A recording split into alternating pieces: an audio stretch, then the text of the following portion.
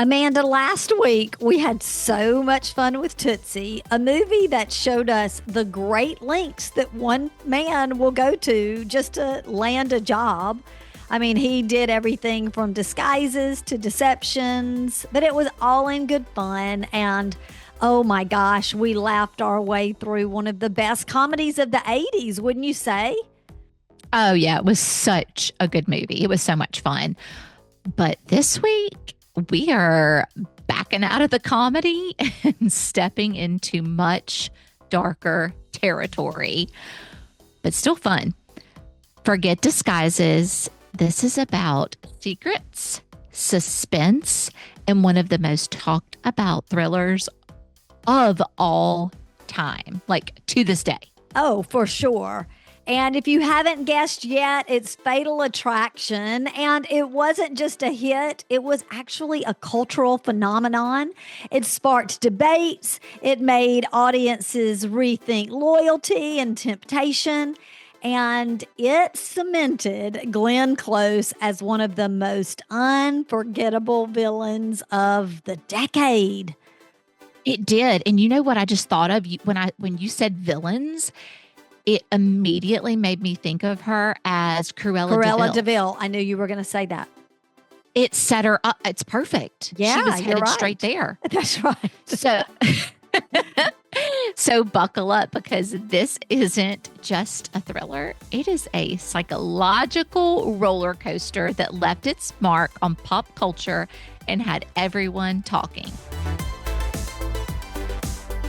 I'm Amanda. And I'm Missy. And this is Real Sisters Rewind. Join us as we go back to the 80s.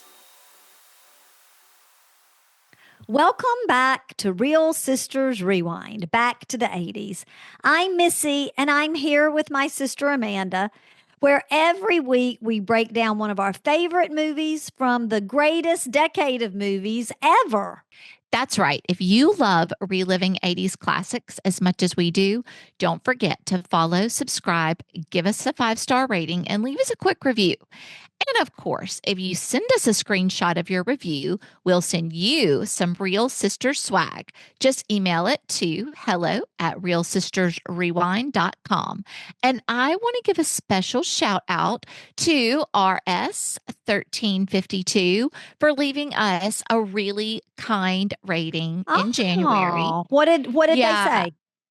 They said, love these real sisters. They have great chemistry together and are so funny. Bring some sunshine to my day listening to them. So kind and thank you, RS 1352. Yep. Wow. That was really nice, Amanda. Kind of blown away by that. I'm taken back. All right. Well, let's get into it, because this week we're talking about that movie that made audiences squirm.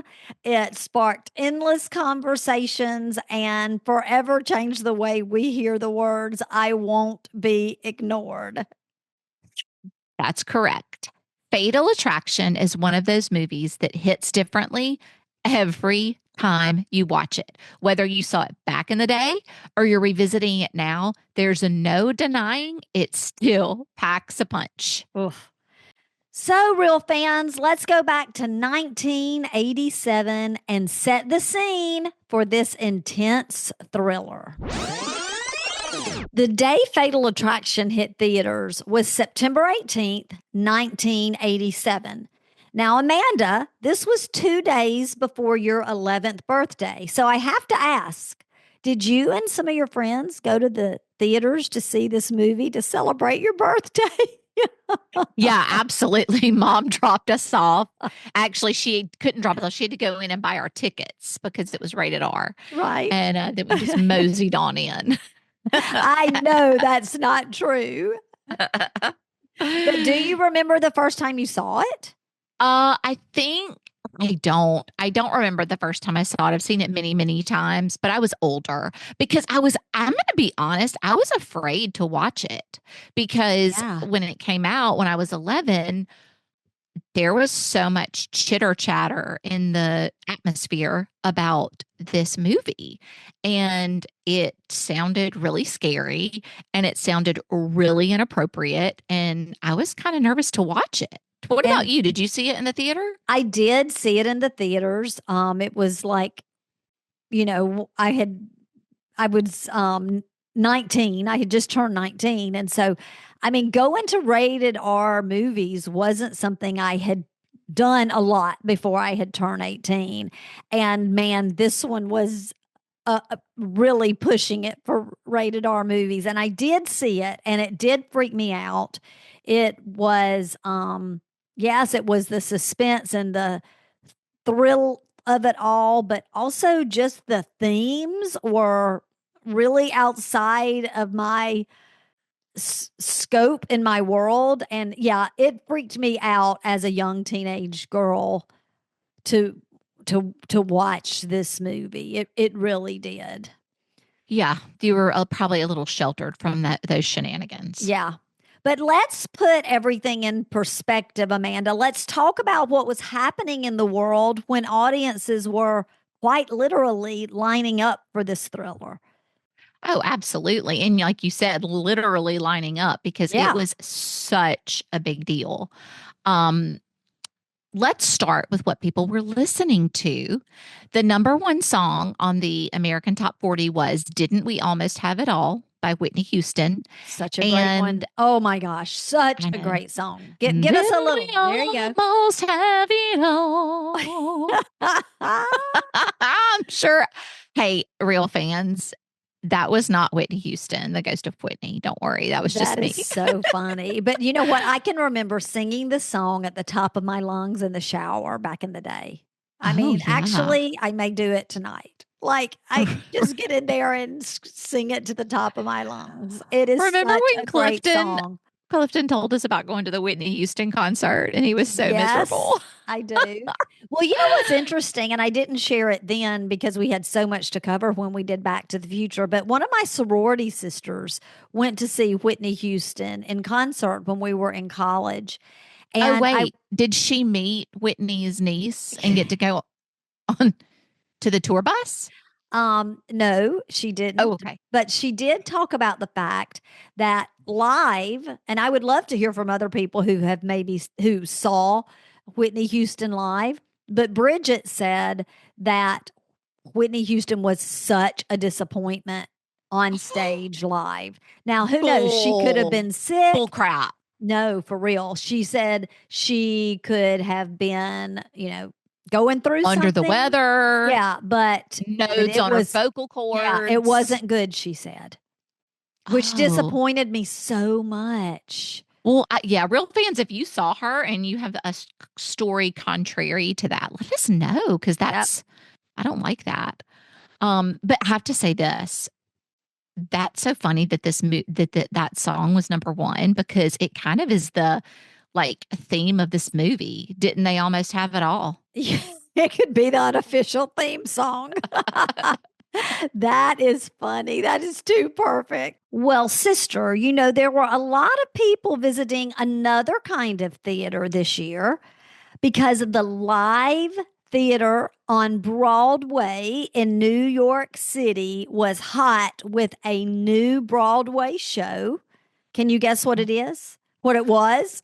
Oh, I don't know, but I'm so excited you're telling me about this because I have been thinking that we need to bring some Broadway into this because there were a lot of really huge Broadway productions that came out in the 80s. You're exactly right. Maybe we can tell do that me, somehow. do tell. So it was one of your favorites, I know. It was Les Mis.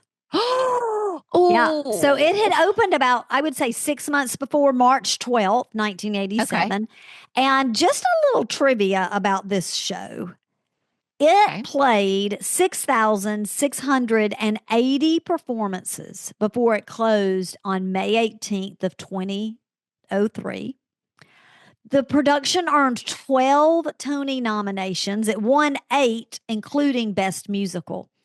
And in the time since its premiere, it has been produced in more than 40 countries across the globe and been translated into 21 languages. And my precious niece, your daughter Savannah, had her stage debut in Les Mis when she was what, 5, 6 years old? She She played was young. 6. She was 6, and she played young Cosette. Yes. Yes, she She did. That was the she was start of, amazing, and it was the start of amazing things for her. yeah, it was. That is so cool to know. And look, girl, talk about vocal cords and nodes. Of course, I know the 6,680 performances was not the same cast, but those people sing for, I mean, they really, you have to have really strong, healthy body and vocals to be able Yeah. to do that Well, on you a know, day to day I basis. heard a podcast not long ago with two actresses from Wicked, the Broadway musical. They were talking about like how they don't talk during the day. Like they Yeah, protect their vocal cords in serious ways. And so, yeah, you're right.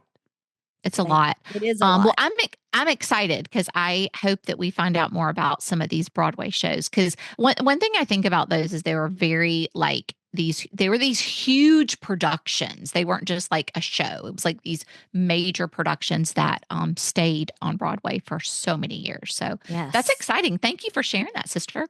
Well, Oh, and you know what? Speaking of little Cosette, you know Lacey Chabert, right? yeah. Uh-huh. And she, you know, she's from Mississippi. She's from Yeah. Purvis. Which was She our was, address growing up. Route that's 3, right, girl. Box 301, Purvis, Mississippi. But I That's don't, right. but we But didn't live in Purvis. That was just our address. yeah, well, we live in Oak Grove, but that's That's just my right. address. That's right. She was little Cosette on Broadway. With the opening cast. She's not on the Broadway cast recording. That's another little girl, but she was Okay. on in the cast very early. Mhm. Okay. But not original cast. No, not Okay. the original cast. Okay. No, but cool little fact, and I love Yeah. her. So, let's hop over and talk a little bit about People magazine. I always love to talk about People magazine because, I know we're being silly, like let's talk about it, but it really does kind of give you the vibe of the country Oh in that yeah. time. Oh Okay, yeah, so for do sure. tell us. So I'm actually looking at the cover of it, and we gotta make sure we post this. So this was 1987, and we have Michael Jackson on the cover. Okay. And it said, and the reason I'm saying it in this sort of tone is Yeah. because to me, in my mind, Michael Jackson in the 80s was nothing but cool. Yeah. And I know, Incredible. yeah, and I know that that wasn't always like as the years went on, that isn't always the way he was necessarily viewed. But so 87, listen to what it says. He's on Okay. the cover. And he looks pretty, like he looks to me like he looked in the Thriller days. So Okay. he Well, looks that like makes that. sense. Yeah, because that was Yeah. 86. Yeah. And so Well, no, Thriller wasn't 86. It was 84, it but still says, and close so enough. I guess I'd be interested to read the article because it says Michael Jackson, he's back, he's bad. Is this guy weird or what? No way. Yes. What in the world? Is this I guy don't weird or what? I know. So I'm like, what is that? So I really would like to know like what the article, because that supposed to be some kind of a play on words or what? Because I felt like at that time he was just like beyond cool. Oh, yeah, it was the height of his career. Maybe that's when he started like, sleeping in oxygen chambers and stuff like that. I don't know. No, We're I going to think have it to was see if we can later. find that article. We have Do you to think read it has that something to article. do with Weird Al Yankovic? Well, that thought went in my mind when it does. I thought it. Huh. Okay. Well, the other thing I do have to tell you on here that's in the top, and it's this cute little picture of Princess Diana, and she is holding a 3-year-old Prince Harry, and she looks stunning as usual, and it's so cute. And Oh, the little tagline says, "Dies, darling, Prince Harry." And not just that melts my heart. Like if Oh, it you kind of were tears Prince, me up. I know if you were Prince Harry, how special it would be to see that and see the Mm. pictures with her. Oh, that just tears me up. She was such a beautiful soul. Well, Yep. I'm going to follow up with your People magazine with the TV Guide little trivia. And I will tell you that this week in 1987, it was one of the favorite episodes that ever came out throughout the year. Can you guess what TV Guide episode it was? Think about it. It was Mm, just before your birthday in the fall. I have no idea. The fall preview edition. Oh, see, yeah, you probably used TV Guide more than I did. Well, I did. I loved it. And I was thinking the other day um just about us kind of revisiting things, and TV Guide always had a crossword puzzle in the back, and Hmm. mom worked every week. She would do that crossword puzzle Oh, every yeah, week. she's a crossword puzzle lady. Oh yeah, she was. Okay, so it always, like, the fall preview was a really big deal, right? And I so could see that. Yeah. a show that we've talked about quite a bit on here was going to preview that fall, Full House. I already Um, said those kids got on my nerves. uh, we're gonna see a show that I actually did. I'm not sure how many seasons, but I think it was considered a success, even though I never watched it. But it was Beauty and the Beast. And it was with that girl who was in Terminator, Linda Hamilton. She was the Yes. beauty. And then Hester Jane from 9 to 5 would love this. So shout out to you, Hess, as you're listening. There was a show much like the Carol Burnett show that launched. It ran from the fall of 87 to May of 88, and it was Dolly. Oh, Yeah, I don't 22 remember that. episodes. I don't remember it either, but man, you would have thought that that would have been A a real runaway hit. hit. Yeah, but obviously it wasn't. But man, I wish she'd do that today. I think if she did it today, she would have A just huge audience. a huge audience. Well, I did People not like love Dolly. That Beauty and the Beast show Oh, or did Linda you watch it? I Linda don't remember ever Hamilton. watching it, but I'm not a fan of Uh, hers, and I'm not a fan of like beast sci-fi stuff. uh I didn't no, I never watched it, but I knew that I didn't like it. And it was Well, you one of those can't like, not be a fan if you didn't watch it, because I know well, people who loved it. So you can't say that. You just can't say it's who something that loved it? Tell me one person that loved it. One I person. think a girl I worked No. with. So listen to me, Lori Williams. I think she loved that show. And so they had fans because I know it lasted more than one season. Well, it was one of those shows that I mean, it wasn't like one of those shows that when I came on, I was like, "Oh my gosh, it's bedtime," like MASH. But it was one of those shows like MASH that a week when I saw it or it came on, I kind of got like a nauseous feeling. Yeah, I don't like shows like that for sure. Well, something else that gives me nauseous feelings is What? that football music that will come on. That it's like Sunday night football. Dun-dun-dun, Oh, that's dun-dun-dun. right. It was starting right then. Yeah, and so for those of you who love sports, we're sprinkling in some sports here. The NFL season was in full swing, and our mom was a watching it. I Uh, feel sure. Oh, and this was not too long after, because she was a huge University of Southern Mississippi fan.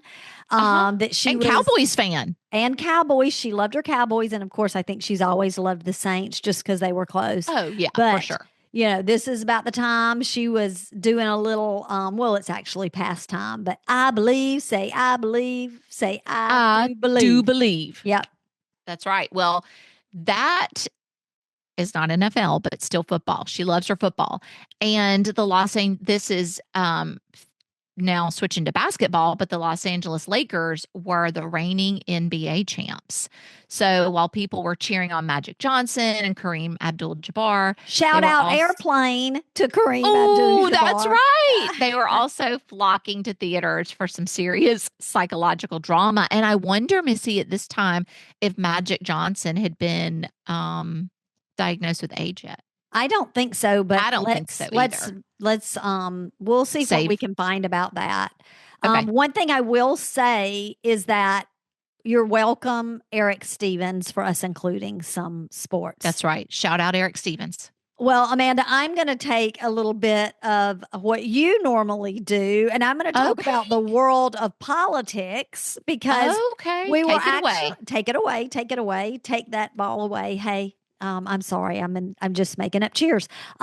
We were nearing the end of Ronald Reagan's presidency, and I don't know how much you remember about this, Amanda, but the Iran-Contra affair was like dominating the news. So it was a big deal. But sister, there was another scandal that was making front page news in September of 1987 about a certain televangelist. Do you remember that? Oh, yeah. If you turned on the news in September of 1987, not only would you not be able to escape the Iran-Contra affair, but also the PTL, Praise the Lord scandal. It was like a real life soap opera playing out in the headlines. Yes. Okay. So in case you missed it, and I don't think anybody that's listening could have missed this. You had Jim Bakker and his wife, Tammy Faye Bakker. They were huge in the 80s, and they ran the PTL, Praise the Lord, television network, which reached millions of viewers. And they decided to start a campaign to build Heritage USA. Now, this is what that was going to be. A Christian-themed park and resort in South Carolina that was supposed to be like a Disneyland for believers. Yeah, except instead of Mickey Mouse, get ready for this, y'all. There were holy water slides and prayer cabins. The park was massive. Bigger than Disneyland at the time, bringing in millions of dollars a year. Y'all, holy water slides. But here's the problem. I mean, we're both people of faith, Amanda, and great. I would love to go to a prayer cabin and pray. But here's the problem. Bakker. I mean, holy water slides, come on. Yeah, I know. Here's the problem, though, is that Jim Bakker wasn't just preaching. He was scamming people. And in 1987, it came out that PTL was millions of dollars in debt.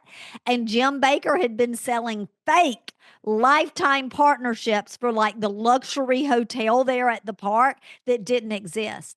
He promised people if they sent PTL thousands of dollars in donations, they'd get access to a 5-star hotel for the rest of their lives. Now, here's the spoiler alert. They never got those rooms. Did the hotel even exist? I saw a documentary on this a couple of years ago, and I'm not sure they ever finished building it.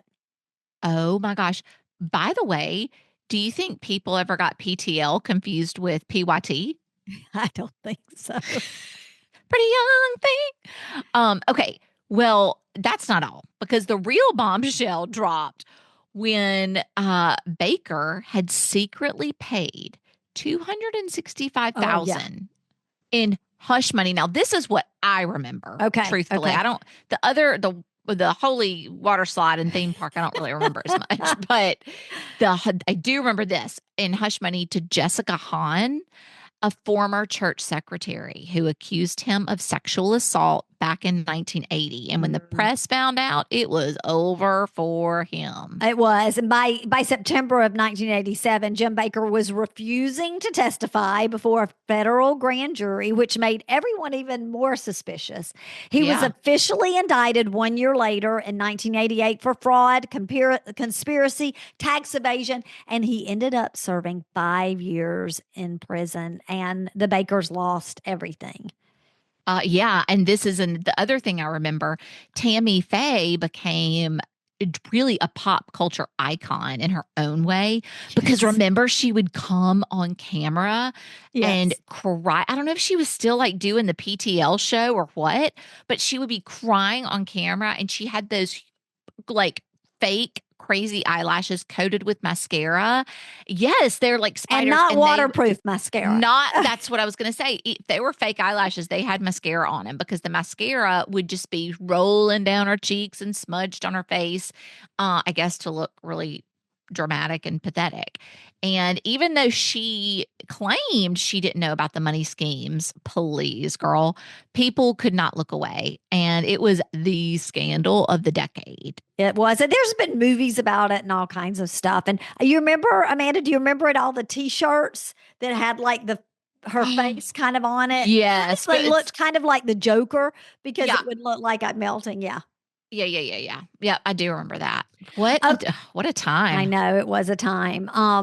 It was literally, it was all over Nightline and 60 Minutes and all of the late night talk shows. Comedians had a field day with it, which I guess is why like the t-shirts and stuff were.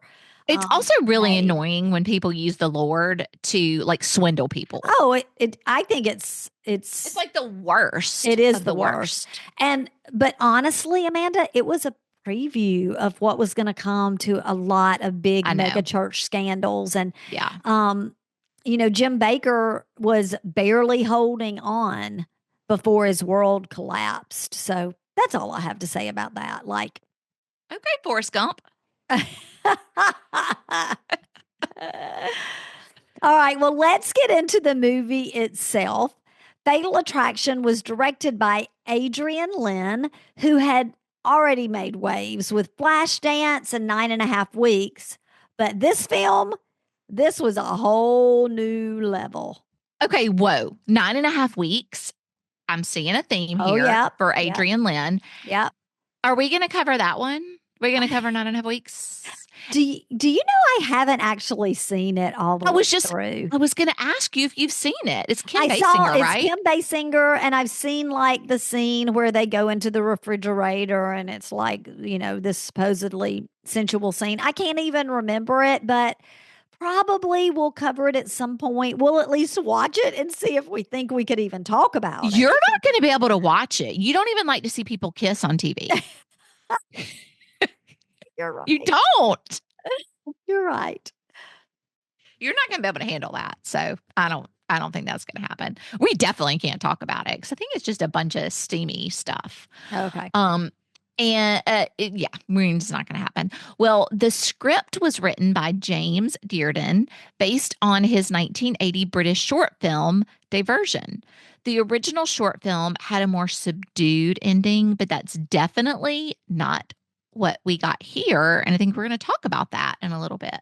Yeah, for sure. But we have to talk about the cast. We had Michael Douglas as Dan Gallagher, a successful attorney with, quite frankly, the perfect life. Yeah, didn't we almost have it all? Yes, until he meets Alex Forrest, played by the one and only Glenn Close, and of course, the beautiful Anne Archer as Beth Gallagher. She was the devoted wife, and she had no idea what was about to hit her. Anne Archer is the epitome of class. She is. Yeah, that she's amazing. Love her. Well, the film was rated R and had a runtime of 119 minutes, 1 hour, 59 minutes, just under the bell for the sweet spot. And it was made on a $14 million budget. But get this, it grossed over 320 million worldwide. Wow. And that's massive for a thriller. And I think it also showed people really were interested in seeing and drawn to seeing films like this. Yeah, I think when I think back in the 80s, you had that, we've already talked about the genre of horror, and you had the Freddy Krueger and the Jasons and all of that. But in my mind, this is one of the first thrillers of the time. It's one of the first thrillers, psychological type thrillers that I remember seeing ever. Yeah, and they really there were quite a few of them made Yeah. after this. Absolutely. Well, it was huge at the box office, but it was also nominated for 6 Academy Awards, including Best Picture, Best Director, Best Actress for Glenn Close, and Best Supporting Actress for Anne Archer. But despite all the buzz, it didn't win a single Oscar. The big winner that year was The Last Emperor. Oh, that's like Gandhi. It's always so disappointing when one of those kinds of movies wins. Not that they're not deserving, they're just not like what gets me out to the theater, you know? Agreed. And even though Fatal Attraction didn't take home an Oscar, womp womp, it did leave a much bigger mark on pop culture than most Best Picture winners ever do. Oh, for sure. That is such a great point, sister. Yeah, and hold on, because I want to ask you something about that. If you were in a movie or made a movie or whatever, like you were the movie person, would you rather have the Oscar and be like the Emperor or the Last Emperor? Sorry, or would you rather be like Fatal Attraction and still be etched in pop culture forever? I think the Oscar, if I'm being honest. Are you serious? Yeah, if you have the Oscar, you're definitely etched I in guess so. pop culture forever. But like, have you ever seen The Last Emperor? No. See? But that's okay. I don't know. That's just what I would choose given the choice. I mean, because I think if you could win the Oscar for Best Picture, you could come back and do something else. True, but this movie changed the way people thought about relationships and infidelity. It was that intense. I mean, I do think that it changed the way people thought about relationships. I think you're right. And the thing about this movie is it almost looked very different because the ending wasn't originally the shocking bathroom showdown that we all remember. Spoiler alert if you haven't seen it. It was actually much quieter. And that before you say what it was, it's like the short film where it ended a little bit more demure. Yeah, that's what I was saying. Yeah. Well, in the first version, Alex actually sets Dan up for her own murder, making it look like a suicide. And so the police, find a tape she recorded, those 80s tapes, and claiming that he killed her, and Dan gets arrested, etc. But when they screened it, bottom line is when they screamed it for audiences, people hated it. They wanted something bigger, like something final. So the studios spent like over $1 million, like 1.3 million on reshoots. And that's how we got the unforgettable ending where the fight happens in the bathroom. And we'll talk about it in the scene by scene. Well, they were able to afford that because they made plenty back on it. So yeah, that was the right thing to do. But let's be honest, Glenn Close transforms into Alex Forrest. Oh my gosh, yes.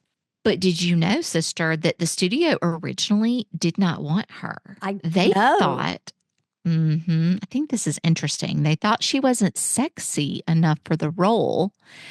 They actually offered it to Deborah Winger. No. Yeah, Barbara Hershey. No. And even Madonna. She's a terrible actress, but yeah, I can see that more than the other two. Well, they offered it to those folks before giving Glenn a shot. But once she actually got into audition, there was no question. She was Alex. And I do think those choices are so interesting because when I think about Deborah Winger, Barbara Hershey, and Madonna, I do see like different, attributes they have and whatever, but none of them have that like wild-eyed look that Glenn Close had. She brought like a real strength to that character, especially in the beginning. Yeah, that's what I mean by that wild eye. Yeah, just like immediately. Okay, so on the other hand, Michael Douglas was always the top pick for Dan Gallagher. Okay. But his dad, of course, Hollywood legend Kirk Douglas wasn't thrilled about it. He actually warned Michael that playing such a morally flawed character, can't you just hear his dad saying that? Don't, son, don't play this morally flawed character because it could ruin his like leading man image. And he thought that audiences wouldn't forgive him for cheating on his wife and setting the whole disaster into motion. Isn't that fascinating? I do. And I hope I remember to talk about this in the scene by scene, the part about the forgive him for cheating on his wife. That I think is an interesting dynamic. And I also think that it makes sense that his dad told him that because his dad is of, I mean, I don't know if you say old Hollywood, but Yeah, his dad is old Hollywood. Yeah, he's of that era. And so it makes sense that he would see it that way for I sure. agree. I agree. Well, considering Fatal Attraction made over 320 million, I think Michael turned out fine, whether he went on to do other movies or not, which we know he did. He's very popular. But the biggest surprise, Do and tell. we'll talk about it scene by scene, but the infamous spoiler alert, if you haven't seen this, the infamous boiled bunny scene wasn't even in the original script. What? Mm-hmm. During those early screenings, audiences felt like Alex wasn't scary enough. I don't know what they were thinking. So they added that moment where she boils Dan's daughter's pet rabbit alive. Oh and my it gosh. instantly became one of the most chilling scenes in movie history. It did. It was like horrific, sister. Yeah, it was so impactful that even today, calling someone a bunny boiler means they're dangerously obsessed with their ex. Have you ever called someone a bunny boiler? No, I have not. But you know what that means if you hear it. Yeah, if I heard that, I would know immediately what Yeah. that meant. But wow. I have heard people make jokes that, I've never heard somebody say bunny boiler, but jokes around that phrase. Yeah. For Well, sure. speaking of making Alex scarier, Glenn Close actually fought against it at first, right? She wanted to make her more complex. She didn't want to be scary. And Mhm. so she actually met with psychologists to research like borderline personality disorder and how it could explain Alex's behavior. So I guess the bottom line of me saying that is that she didn't want her just to be a villain. She wanted her to feel real, which by the way, she did. And that is what makes her so terrifying, right? She's not just some cartoonish bad guy villain. She's a woman whose mental illness, and God bless her, completely consumes her. She needed help. Absolutely. And it's interesting to think about the difference between she has played the cartoonish bad guy too, just like I said, Cruella DeVille versus her here as Alex, the bad guy. Two very different characters. Her intensity showed in every scene. And I feel like one of the creepiest moments is when she flicks the knife against her leg while she's talking to Dan. Yes. And she's wearing that white dress. Yes. And that wasn't even wasn't in the script. She just did that during filming. And it was just really so unsettling that they had to keep it. So is that a real blood that we're seeing if it wasn't planned? I mean, she must have really been cutting her leg. Talk about committing to a part. Maybe. I don't know. Well, she wasn't the only one who was getting way into her role. If you remember the scene where Beth, played by Ann Archer, of course, slaps Dan after finding out about him cheating, that slap was real. Anne said she got so into the moment that she actually smacked Michael Douglas hard, and his reaction in the movie is totally authentic. Wow. Well, it must have hurt, but it made for a great scene. So it did. But it wasn't just actors getting caught up in the drama. After Fatal Attraction came out, marriage counselors actually started seeing a huge increase in couples therapy, and more couples would come in specifically referencing this movie. Oh my goodness. Well, I think it's time we dive in and break this movie down scene by scene. What do you say, sister? Yes, I love it. All right, real fans, get ready because we're about to go into the madness of Fatal Attraction.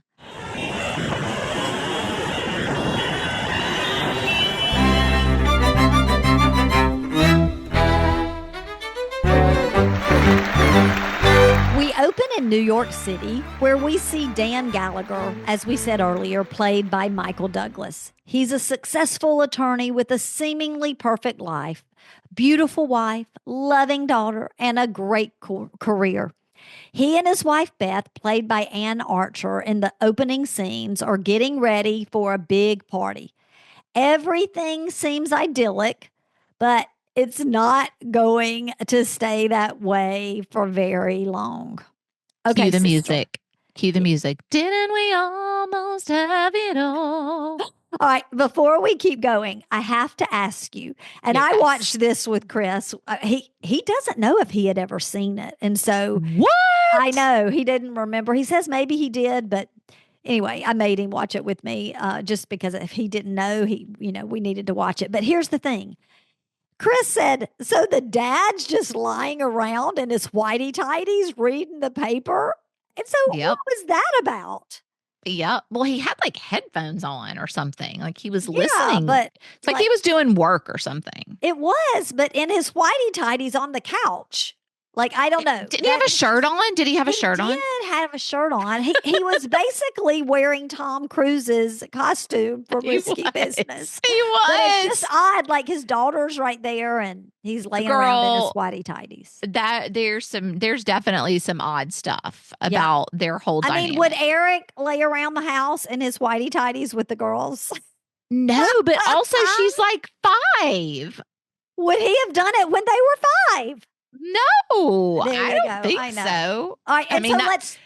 Sister, that's the 80s for you. It was unhinged. You're right. Okay, so let's talk about the little girl. Yes, because please. we tried to talk about it off the podcast, and I said we cannot talk about this till we get recording. Okay. As soon as I started watching the movie, I immediately remembered that the first time I watched it, I was like, wait, is that a little boy or a little girl? Yes. And same. But because of her super, super, super, super, super short haircut. And she's young. She's like 5 or something. Yeah. Basically, it's the same haircut that I got back in like 1972 when I begged my mom for the pixie shack. I mean, that is what it looked like when it started growing out. Horrible. Sister. Horrible. Sister. Well, this is 1987. It's a far cry from the pixie shack. But what I was going to say is I was like, I remembered immediately that I was confused. And she's always wearing these like really big, oversized shirts. Yeah. Well, in that first scene, Dad's got on the whitey tighties and she's got on the white undershirt. Yeah, totally. Yeah. And, but then pretty quick, you learn from their disguise. I don't remember how, but you learn pretty quickly that it's a girl. I mean, her name's Ellen. Right.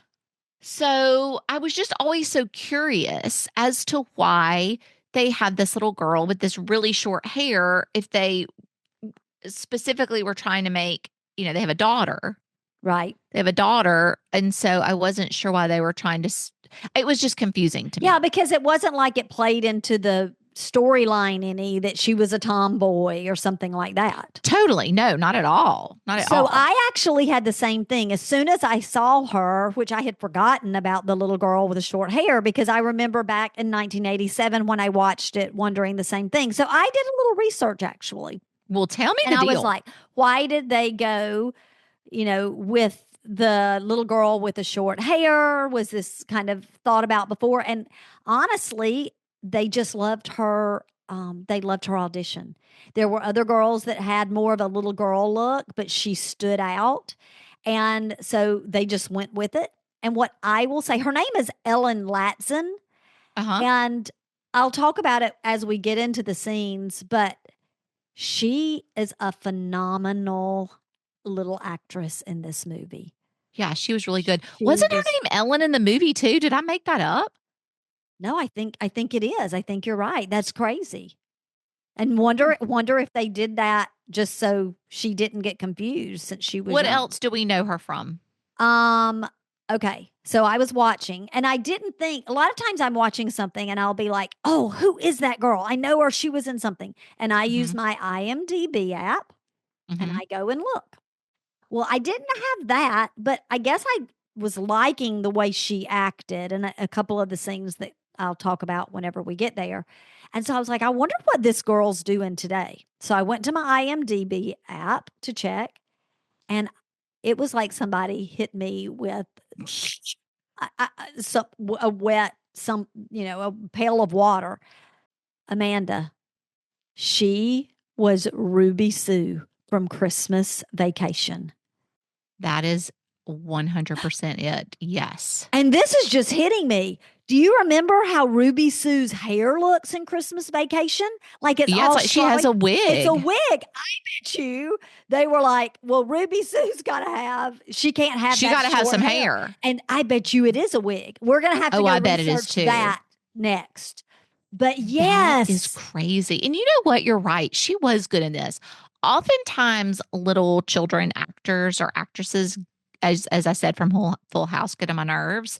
And she did not get on my nerves. Like she was No. legit, like a good, like little kid. Oh, I've got a lot to say about her. Okay, one other thing before we move out of the very first scene. I know it was a lot and we're going to continue going, but the babysitter also has a tie to Christmas Vacation. Did you notice who the babysitter was? Who is the babysitter? She did look familiar now that you say that. Is it Jane Krakowski from Ally McBeal? Yes. And she was on Christmas Vacation, not not Christmas Vacation, just regular Vacation. Vacation. She was the blonde haired daughter on the original. That's one. right. That's right. Yeah. All these connections. I know. Love it. It'd be interesting. Okay. I wonder if there was a connection between the Vacation movies and this one somehow. We'll have to check that out too. Ooh, yeah. Interesting. Okay. So you had already set the scene for this perfect, idyllic life, but it's not going to stay that way, as you said. So that night, Dan and Beth attend a work party. And it's crowded. It's an elegant event. They're all dressed up. And this is where Dan is introduced to a one, Alex Forrest. She's smoking by the bar. Smoking it up. And this is, of course, like we said, Glenn Close. She's confident, poised, and works as an editor for a publishing company that Dan's firm represents. They meet at the bar at the party. It's very brief, polite, nothing too flirtatious, but you get a vibe, sort of, if you know what I mean. Yeah, because even earlier, like his friend saw her and he was like, she was making eyes at me. And he's like, you wish. So she had that air about her, this like sensual and she air. already had like crazy eyes. Yeah, 100%. She already did. And crazy hair, by the way. Yes, she did. So the next day, Dan sends his wife and daughter Ellen to her parents to look at a house in the country just down the road from her parents. And he has to stay back for work. And guess what happens?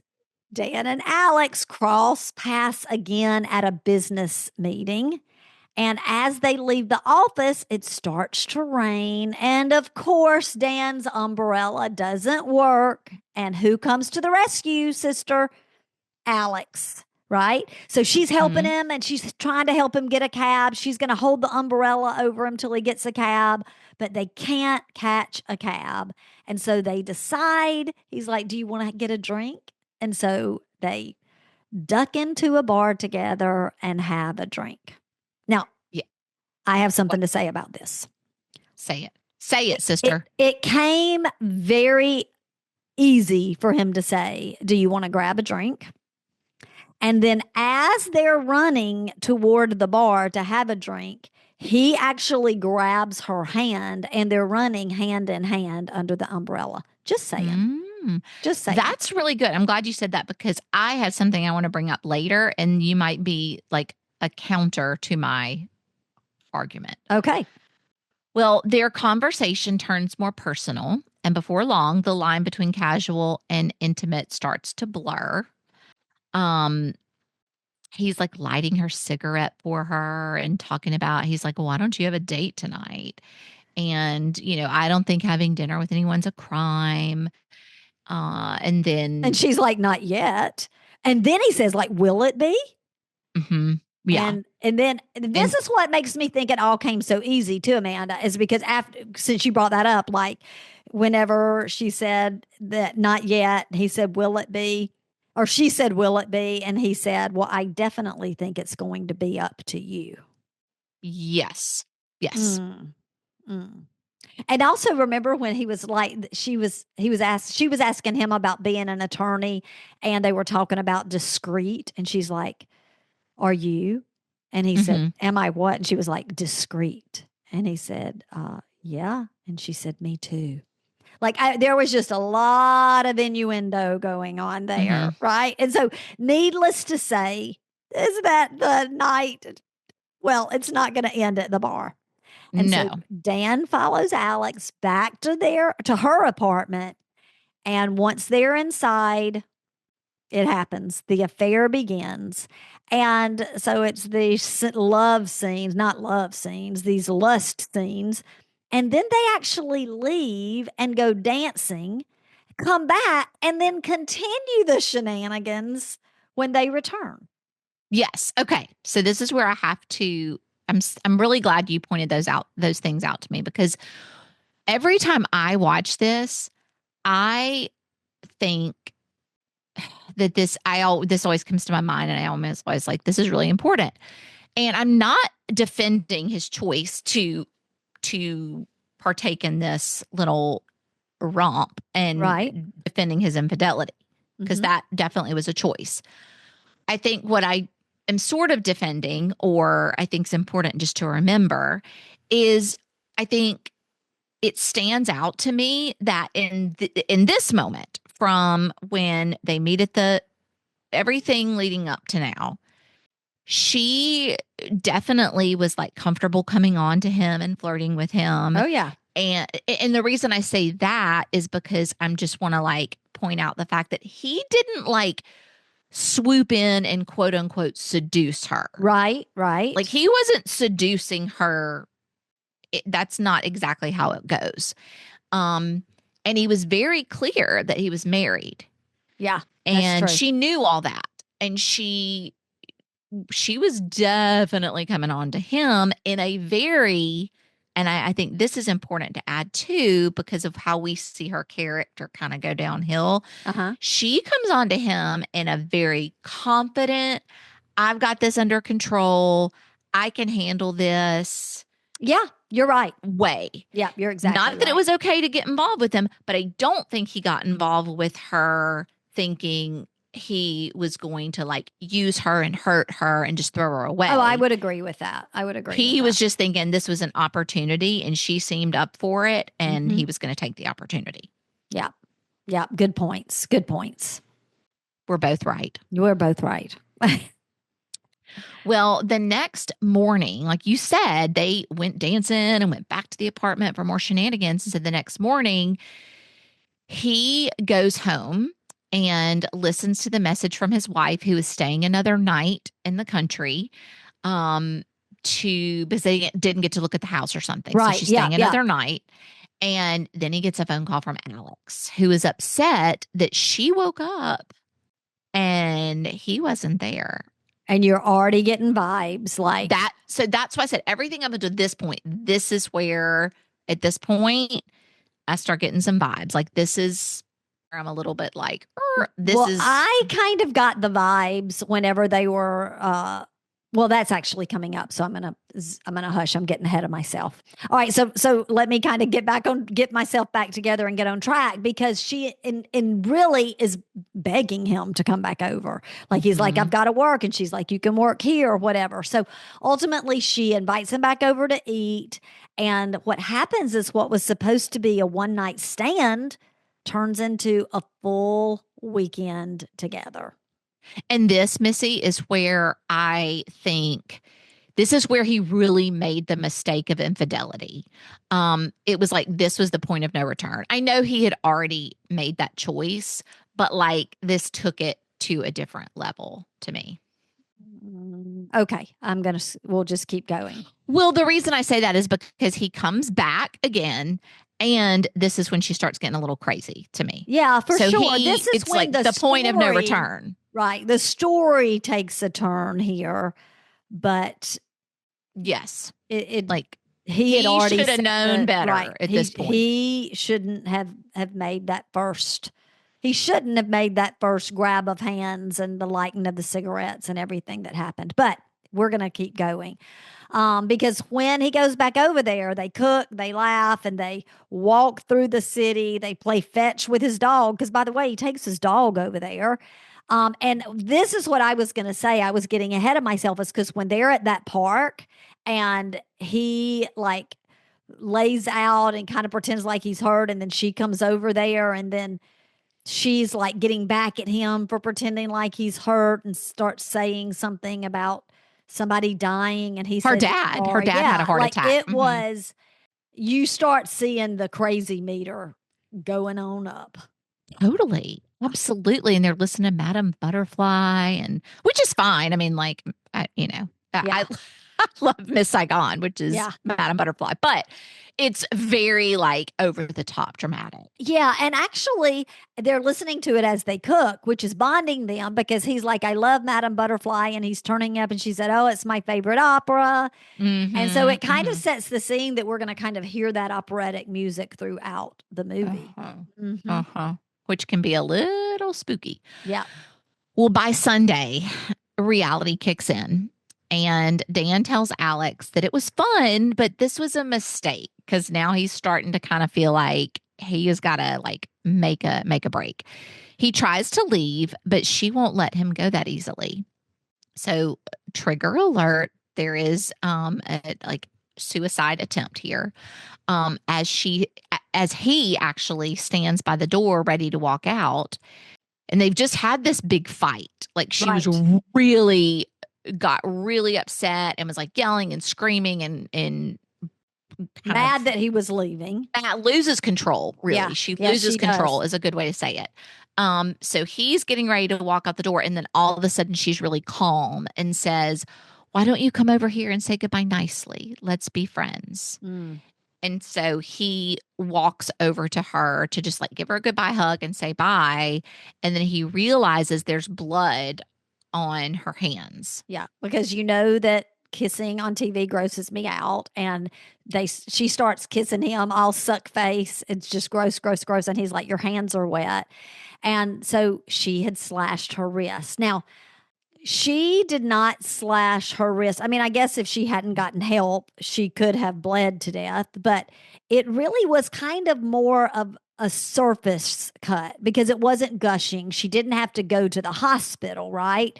But blood pools around her wrist, and she stares at him, and he's panicked. And so he grabs the bandages, and he bandages up her, is that a word? Bandages? I don't think that's right. Up her wounds. But he makes sure that she's okay. But you can tell, like, he knows this is bad. And he knows he's in over his head. Yeah, he like puts her to bed and is like, okay, goodbye or whatever. Yeah. Well, actually, he calls his wife from there. Oh, that's right. He ends up sleeping there. Yeah, he stays there that night. Yep. That's right, because he wants to watch over her. That's right. And are you starting to notice here like the vibe of everything in her house and her wardrobe is white? White, yes. Yes, that was one of the things I was going to say. Yeah. Yeah. Well, he does eventually return home, trying to slide back into normal life. Beth and Ellen welcome him home, completely unaware of what's happened, of course. He and Beth actually decide to go back and look at the house in the country. She really loved it. And he was like, I did. Because before he was like, we're not going to be able to afford this. You know, if you want to look, you can, but we're not moving to the country. And now all of a sudden he's like, let's go look at it tomorrow. Yeah. And I think in my mind, it's like the guilt he feels. He's trying to make a concession to her. Yeah. And I think he's trying to distance himself. But do you think he's trying to distance himself yet? Maybe. But to me, I don't know. Maybe. I felt like it was more more for Beth than it was to get away you're right. from Alex. I mean, I don't know if I'm right or not, but that's kind of what I thought. It makes sense. But when he comes back to the office, he has a visitor sitting in Oh, his office. yes, he does. It's Alex. And Dan is incredibly uncomfortable. He like is closing the door, doesn't want people to see her there. And so he sits on the couch, she's in a chair, she apologizes for everything, but she invites him to go in 2 weeks to Madame Butterfly, to go to the opera with her. And he declines. So it segues right into what I think is a famous scene from Fatal Attraction.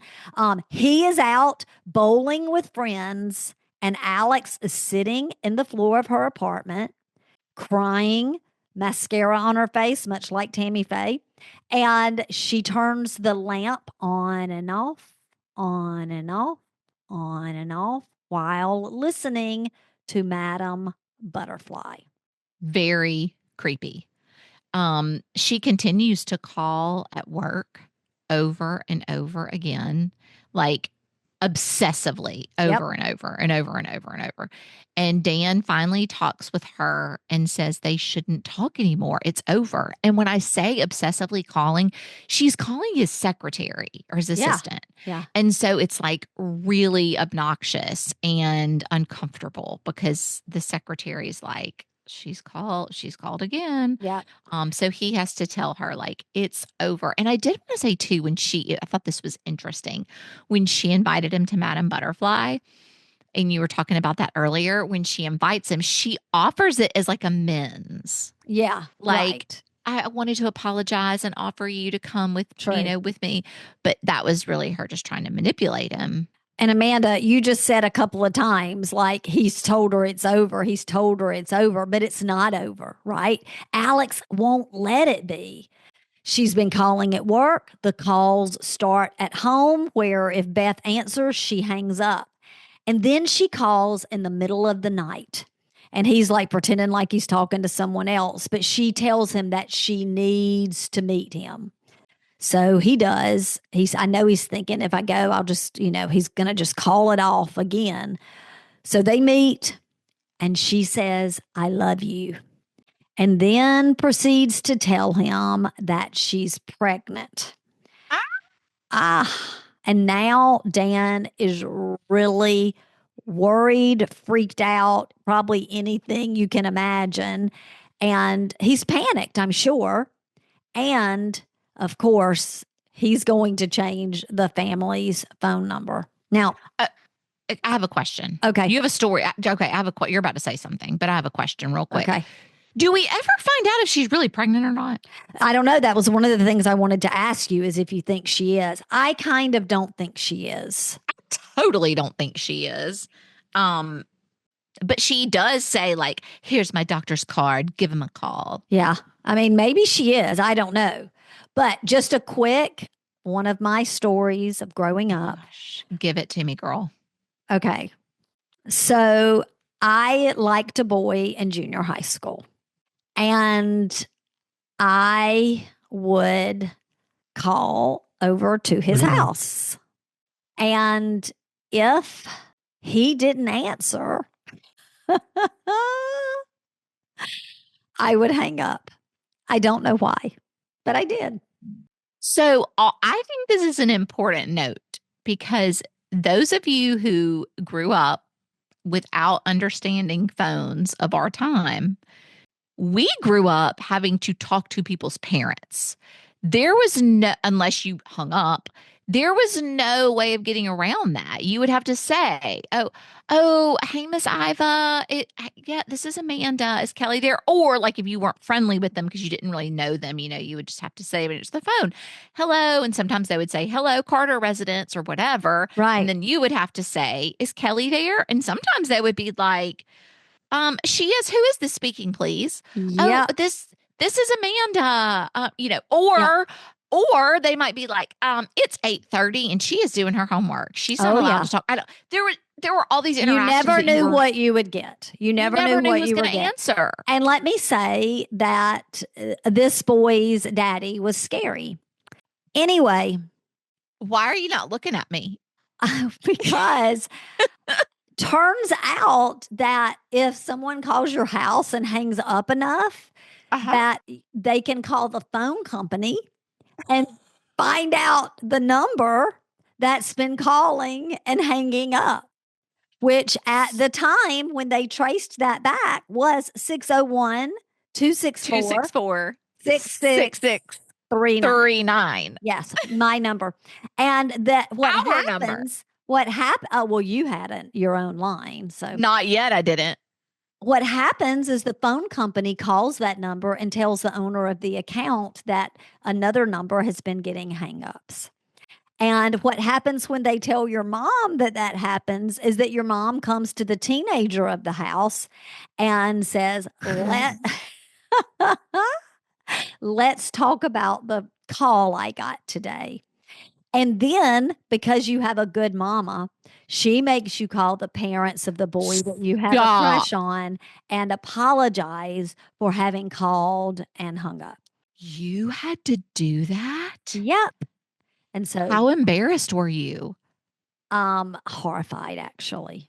Really, see, this is what's wrong. Horrified. This is what's wrong with our kids these days. Like, they didn't have to face the calling the people, and then nowadays there would be some sort of like privacy, like you can't tell people who's doing the hangups or whatever. And, well, oh that my was gosh, it was a very traumatizing, and shame on me for hanging up. But I was a young girl whenever I did it. I was 13 years old and scared. And then of the there daddy was star and, 69. Right.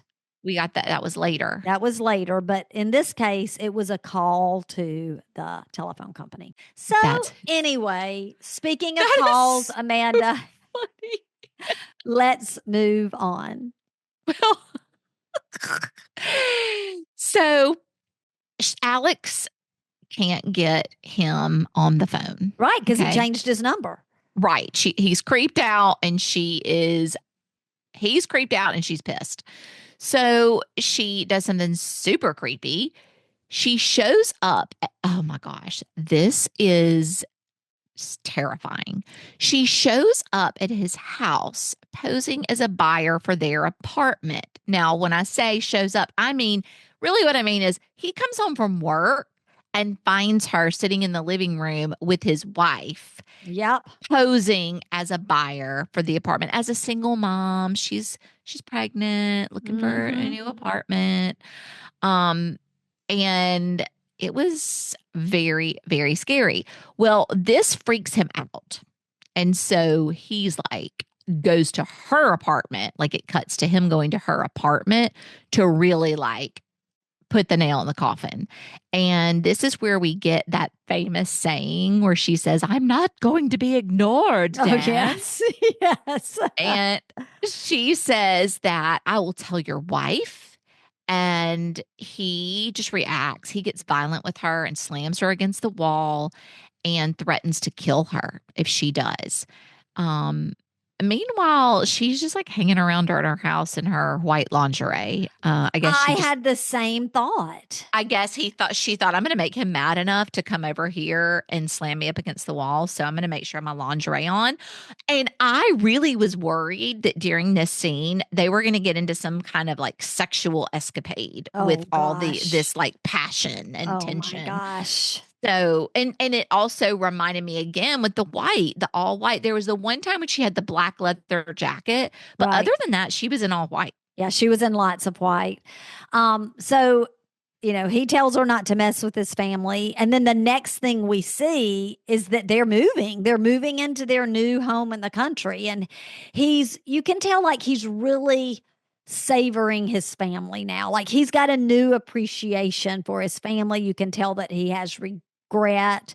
And he calls home to share a surprise with Beth that he has for Ellen. Yes. So, but let's pause because I need to mention that earlier, Beth had told Dan that Ellen wanted a rabbit and he lost his cool and said, "We can't have a Noah's Ark running around our house." But now he has a rabbit in his office in a cage that he's bringing home for Ellen. And I will say, I had a rabbit when I was a little girl that I had. It was black and white, and you had a rabbit as well I when you were did. young. Was your rabbit's name Lacey? Mm-hmm. I can't Yeah. remember mine, but you ultimately let Lacey go in the yard, didn't you? And she just hung around. She was like the resident rabbit. She lived in our yard It was forever. crazy. I It know. was She was crazy. adorable. But yes, she lived in our yard forever. All right. So the surprise that he told Beth he had for Ellen was the rabbit, right? He's bringing it home. And so he's heading out to his car with the cage and the rabbit. And when he gets to his car, we see it like fizzing because I don't know if fizzing is the word, but smoking and like it's a mess because Alex has sneaked into the parking garage and poured acid all over his car. And I think this is where Dan, like, he finally realizes like he's losing control of the situation. Yeah, he can't stay ahead of it for sure. And we even see her like standing up. Like we Oh, see yeah. her in the parking garage watching him um in her long white coat. Yeah. And we should add that on his way out of work that day, he was given a package on his way out. That she was like, "Oh, don't forget this." And inside the package is a cassette tape, like we had in the 80s, that Alex had made him. She recorded herself talking on the tape. And it's so he doesn't know that yet, though. All he knows is it's the tape and it says "Play Me." And FYI, while he's driving in his rental car back home to the countryside, she's following him. But you know what? And I think it said "Play Me, Alex." So once he opened it, yeah, he you're knew it right. was He did know. Alex. You're Yeah. right. It did. Play Me, Alex. Thank you. You're right. So he's listening to it in the car, and Yeah. she's just ranting and all kind of crazy talk, and she's following him. Mm-hmm. So it's pretty scary what he thinks she's saying on the tape. But now she knows where they live Yeah. because she follows him home. And he's disturbed, I think, from the tape, but he's also really mad Yeah. at this point. He's Yeah. really angry. And so some time passes, right? And the Gallaghers pull into their home. It seems they've been out for a little outing, and everyone unloads from the car and they head their separate ways. Dan takes the dog, like I guess to do his business. Beth heads inside with her bags, and Ellen, well, she heads to check on Whitey, her rabbit. Yeah, and you see all this like happening at the same time. Like Right. they're the camera's going back and forth to each Mhm. of them. So simultaneously we hear screams as we see Beth and she walks to the kitchen and there's this huge stew pot and it's boiling over. And, of And course you know she's- she didn't have a stew pot on that Right, when and she left. that right. she left and she's thinking, what in the world? So she walks over as we then cut to see Ellen running to the bunny cage. And this is where we see one of the most famous scenes of all time play out, the moment that still haunts audiences decades later. Yes. She pulls the top off the pot, and they show it. It's the bunny boiling in the water, like boiled alive. And as we hear her scream, we hear Ellen scream because she can't find her bunny. So it's like at the same time. And so Michael Douglas, freaks out. Dan Yes. freaks out. The trauma of this, I still remember seeing it the first time. It shocked me. I had not heard about it when I went to theaters, and it was a freak out moment in the theater for sure. But what happens is all of a sudden Dan knows this is over. It's no longer about him. Alex has targeted his family. Beth is hysterical. Ellen is inconsolable. And he knows there's no more hiding it. So he finally confesses everything: the affair, the calls, the threats, the pregnancy. Beth is furious. This is the scene where she actually slaps him. Right? It wasn't scripted. And there's this huge argument, and she tells him to leave. Now, I told you about how this little girl's acting just moved me. And we saw her scream and be upset with, what was happening, but she's been put to bed. And when she comes back down and she's holding the unicorn, which of course I collected back in the 80s. Sure. She sees her parents fighting. And that little girl, like, I could tear up just thinking about her acting in that one scene. She's rubbing her little unicorn's mane, and she just is sobbing. I mean, it was such a beautiful job of acting. Yeah. It blew me away. Oh, Ruby Sue, who knew? I was just about to say she put Ruby Sue to shame. Yes, she did. Santa Claus? Well, like you said, Beth is furious and she tells him to leave. And so he does. Well, he's And gathered his stuff. well, he's right? got, yeah, he's starting to Gathered gather his his stuff. stuff. And he calls Alex and tells her that Beth knows all about it. Like Yep. the jig is up. Beth knows. You don't have Yep. anything to hold over my head anymore. Right. And then Beth takes the phone and tells her in the most, gosh, what's the word to describe the voice, the seriousness and the I am not playing around today, not today, Satan voice. I mean, she tells her, if you ever come near my family again, I will kill you. And she is so dead serious. She's Mhm.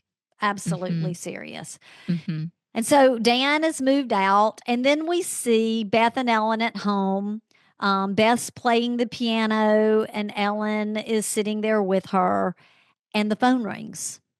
And Ellen runs to answer the phone. This is another scene where Ellen Latson, the actress, did such an amazing job. She answers that phone. She climbs up on the chair and answers the phone while she's eating, trying to get a fruit roll up apart. And I know this isn't a big part of the plot, but it was just so good. I had to mention it because her acting and the conversation between this dad and this little girl, like, was just so good. And she's like, Daddy, call me tomorrow. And and she's like wrapping the fruit roll up around her finger, which it was just an amazing scene by It was this so little real. actress. Yeah, Yes. it was And so then real. she, It's so funny you noticed the fruit roll up. I did too. yeah, and she like climbs up on the chair and she's like, love you too. And she, hangs up.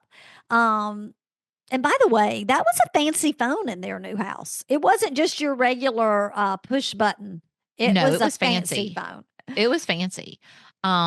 But yeah, she was adorable there. And she peeled that fruit roll up off right in one swoop. Yes, she So did. she did That the was always the goal when you had a yeah, fruit roll up. it was impressive. Yep. But back to the chaos. Beth goes to school to pick up Ellen and she's not there. Alex has Oh, taken things even further. She has actually come to pick up Ellen from school, which would be kidnapping because she's not supposed to pick Ellen up from school. She doesn't hurt her, but she takes her to an amusement park. And it's like this creepy old rundown amusement park, like scary clown kind of amusement park. yes. And then just drops her off at the end of the driveway. And it's just so different from today. Like nowadays, your kid would probably have a phone or like a watch or something. Like there was no, like Ellen went with her and there was no way for her to contact her parents or Right. for them to And find, contact yeah. her or whatever. And I It's just like, noticed, Amanda, when Beth was driving, like she had to drive the whole distance to get home to see if Ellen was at home. yes. Right. She had to drive the whole distance to figure out where she was. Mhm. And nowadays you would see people, telling Siri to call whoever to talk to them while you were driving to the place. So that Exactly. drew it out. Mhm. Well, Mhm. um, they get her home, everything is settled yet again, but Dan realizes he has no other options. So he goes to Alex's apartment. He's done playing games. He breaks in, he attacks her. He is physically forcing her to listen. He nearly kills her, actually. He's like choking her in this rage, Mhm. but Mhm. he does stop himself. But he tells her to stay away from his family and he walks out. But she still isn't afraid. Like after she's still like gasping for air, but she as he leaves and the shot goes to her, it almost is like she looks satisfied by it. Again, she's mentally ill. Mhm. For sure. And it's gotten to the point now he reports everything to the cops because he's like, I've got to get some like legal intervention here. And we see the Gallagher family trying to move forward. Yeah, it seems like he came home after the He does. kidnapping. Yeah, He's that's what home I at that thought. point because I remember. Oh, you're right, Missy. Because remember, when she's out looking for Ruby Sue, she has the wreck, and she gets. Remember, she gets into He's a in the wreck hospital. She's in the hospital, so he comes home to be with Ellen. to help with yeah, her. yeah, yeah. 'Cause I remember, remember. she's all bruised and Yep. stuff, and so that's why he's back at the house because she's resting and trying to take it He's easy. taking care of things. Mm-hmm.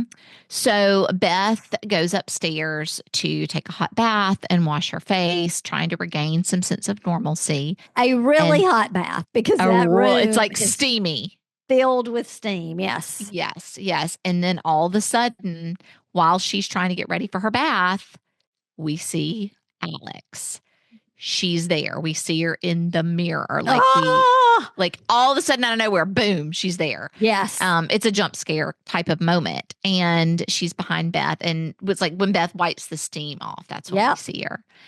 And it's funny because I knew this time, because I've seen it so many times before, that that's what was going to happen. So I was totally like, had my face covered until I knew she popped into the mirror. So Eric could tell me. I still jumped. I still was startled by it. And so she's holding a knife, and the big final confrontation begins. And Alex is slashing at Beth, attacking her in the tub, screaming, completely unhinged. Water is flooding out from the bathtub onto the floor, and it's crazy. And Dan's downstairs all the while, right, like, doing his thing. Yeah, and he can't hear anything because he's boiling water for some tea for Beth, right? Because he's taking care of her like a good husband should. Mm-hmm. And right as the part where she's screaming, the whistle from the tea kettle is blowing, and so he can't hear her. That's right. And by the way, FYI, when he's down there making the tea, he has himself a fruit roll up too. He has a fruit roll up too. But here's what happens. As soon as he hears her screaming, I mean, he rushes off. He rushes up to those stairs. He goes into the bathroom and he's fighting to pull Alex off Beth, who's struggling for control, right? Mm-hmm. And he finally gets Alex and forces her under the water, holding her down. You see the bubbles coming out of her nose until she stops moving. It's over, or so it seems. But just when you think it's done, Alex lunges from the water with her knife raised, screaming. And it happens really fast. In fact, Dan barely reacts, and we hear a gunshot. Yes. And it's Beth. And she's pulled the trigger, and Alex falls back, and this time for good, because Beth has shot her. Yeah, she told her, don't mess with my family or I'll kill you. Or I'll kill you. And she did. And in the final moments, we see the police driving off. Obviously, they've called the police out. We see Beth and Dan hugging, hope that they're going to be able to put this behind them and move forward. And as the movie ends, we see the camera zooming in on a picture of the family. And so maybe it is giving us hope that they are going to be able to survive this horrific situation. And that's it. Well, that's end. It, ladies and gentlemen. Credits roll. Yes. And here's the big question. Does Fatal Attraction still hold up today for you, sister? It does for me. I love a thriller, and I think it was as good as they get. I mean, it's a fantastic movie. I have to say, we didn't say this anywhere in it, but he was crazy. I mean, Beth was so much more beautiful than Alex. 1,000%. Yes. She was beautiful and sweet and loving and charming and just wonderful. Yeah. But to me, it stands the test of time. It's an incredible, incredible film. I agree. 100%. What do you think? Yes, 100%. The story keeps you on the edge of your seat. It's got, what adults are excited to watch in entertainment. Yeah. And it's steamy and it's kind of crazy and just you don't know what to expect. Yeah. And they really took some risk. I mean, some of the things they did, like boiling that rabbit, like, whoa, it was over the top. But one thing's for sure. If you love a psychological thriller, this one is definitely worth watching. Whether you've seen it before or you're haven't and you're going to see it for the first time, or you're going to revisit it after all these years, it still delivers. I think you'll agree with me, sister, that edge of your seat tension. Definitely. And just a sidebar, if you have never seen this, don't watch it with kids around. Nowhere around. They need to be asleep, maybe locked in their rooms, or you lock yourself in your room. Yeah. So just a little sidebar there.